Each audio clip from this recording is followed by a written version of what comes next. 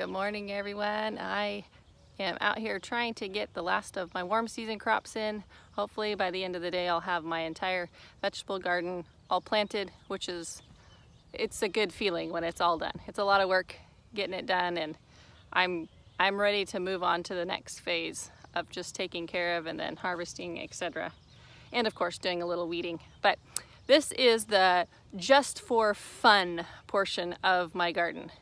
I am doing a Three Sisters part of the garden. I am planting some corn with some pole beans and pumpkins at the bottom. Now, we've talked a little bit about companion planting and symbiotic relationships. The Three Sisters are one of the prime examples of plants helping each other. Corn is a heavy feeder. They need lots and lots of nitrogen to grow. And pole beans, which I have here, are a plant that does a nitrogen fix. It puts nitrogen into the soil that the corn can use. So if I can get the angle of the video right, you can see that I have my corn plants here.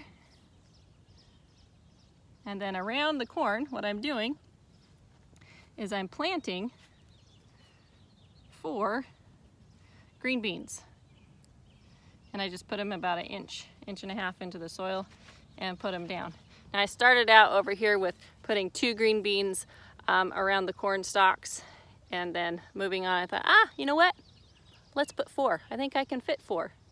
And you'll notice that I'm planting the corn in blocks. So I have corn here, here, here, here, here, kind of in a square. And then right here is where the lovely pumpkin is gonna go. Those pumpkin plants are huge, aren't they? Over here, I've got one done. Right, like this, in a block with the green beans around and the pumpkin. Now, the reason why I stick the corn in kind of a block shape is because corn is wind pollinated, meaning the pollen on each individual stalk on the silk uses the wind to transfer to the other stalk and pollinate it. So they pollinate each other, and planting them in blocks closer together instead of just like one straight long row aids in pollination. So you don't have to depend on the wind always coming from one direction. So if I planted them straight north-south in one row, no multiple rows, if the wind was always coming from one direction, it wouldn't necessarily get pollinated. It'd be inconsistent pollination, and I want good pollination to get a full ear of corn. And so that's why I tend to plant them in a little bit of a block form. You'll have to adapt kind of this idea to your specific spot. Obviously, I'm planting in ground, not in a raised bed, but you can still do this same kind of block. The science behind it is keeping in mind that the corn is wind pollinated.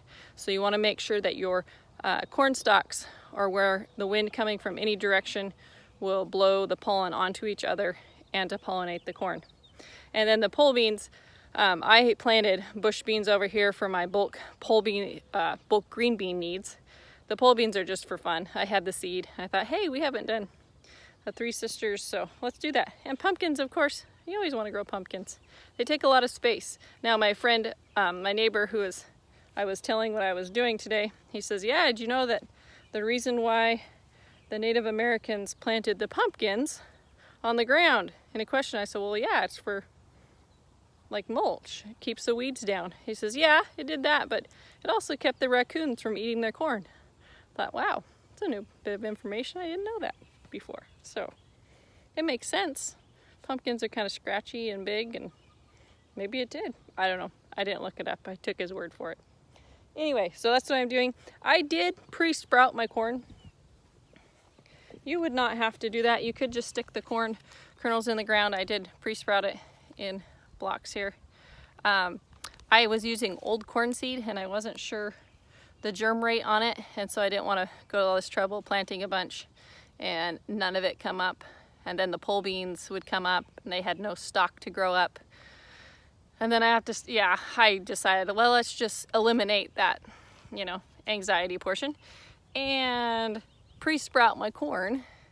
That way I know where it's going and that it's actually going to grow. So anyway, Hope you are getting the rest of your vegetables in. If you are in zone, I think we're 7B. Obviously it'll be a little bit later in other zones, or earlier if you were in a warmer zone. But happy Mother's Day weekend. Hopefully you guys are going to be enjoying it with your families, however that looks. Thanks for watching.